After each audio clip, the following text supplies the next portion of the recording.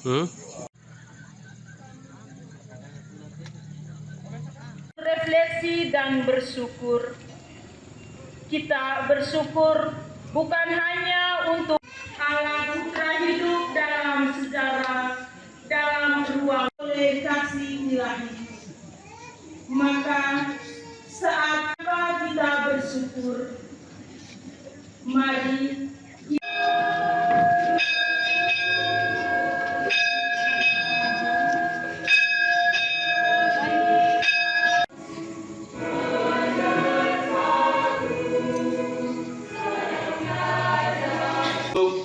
berterima kasih atas semua perjalanan selama tahun 2024.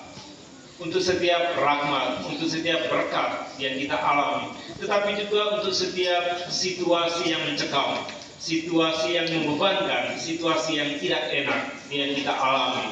Secara khusus ketika kita mengalami status sebagai pengungsi ketika letusan Gunung Lewotobi. Tetapi semua ini adalah cara atau tanda bagaimana kita memaknai hidup kita.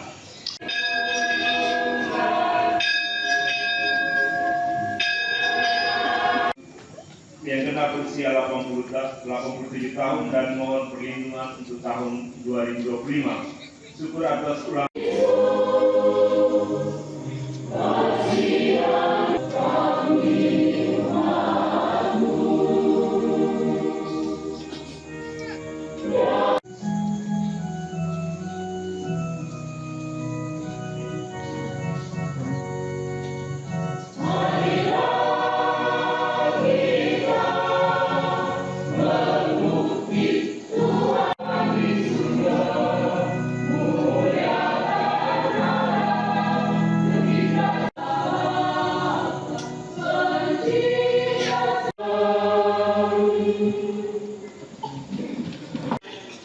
Mendengar sabda dari bacaan pertama dan dari bacaan Injil, kita lihat ada dua hal yang berbeda, dua hal yang kontras. Tuhan, pada penghujung Yesus jauh sudah lebih dahulu mengungsi sebelum kita mengungsi, dan berlari menempuh jalan yang begitu jauh juga sudah dialami. Juga firman itu dekat, sang sabda itu akrab dengan kita. Entahkah di penghujung tahun 2024 ketika kebanyakan kita di wilayah ini menjadi penyintas atau korban dari erupsi Lewotobi dan terpaksa kita harus mengungsi ke tempat ini atau ke tempat lain. Apakah firman sang sabda dia tetap di antara kita?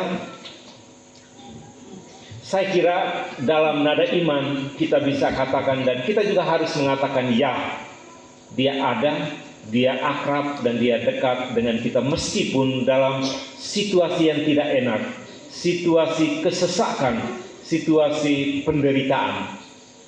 Ya, status kita menjadi pengungsi, banyak sekali kita berkenalan dengan orang baru.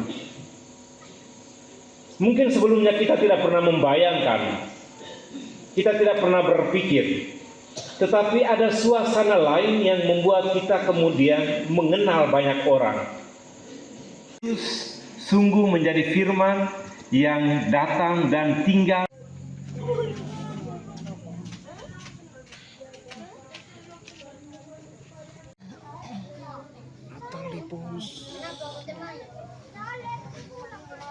Baru pertama kali ya merayakan tahun baru di tenda pengungsian, Mama? Iya, baru pertama kali. Baru pertama kali. Perasaannya bagaimana, Mama, kalau rayakan Natal tahun baru di pengungsian ini, Mama? Rasanya pokoknya tidak seperti di rumah tinggal sendiri.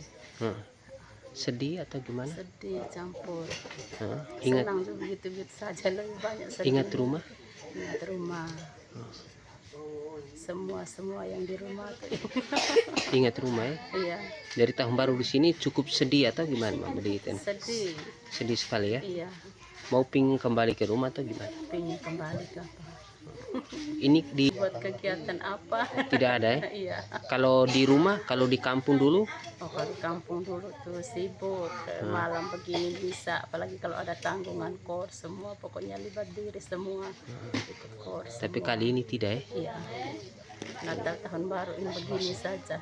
Begini, berarti sedih sekali Mama. Iya. Sang Sabda itu akrab dengan kita.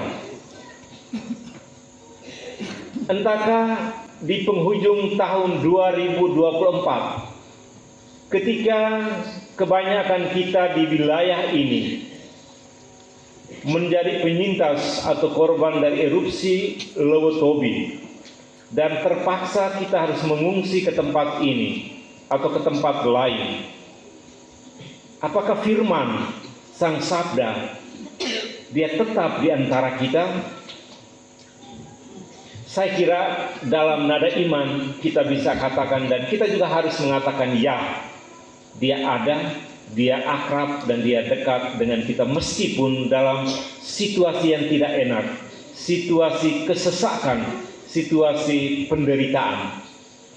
Ya, status kita menjadi pengungsi.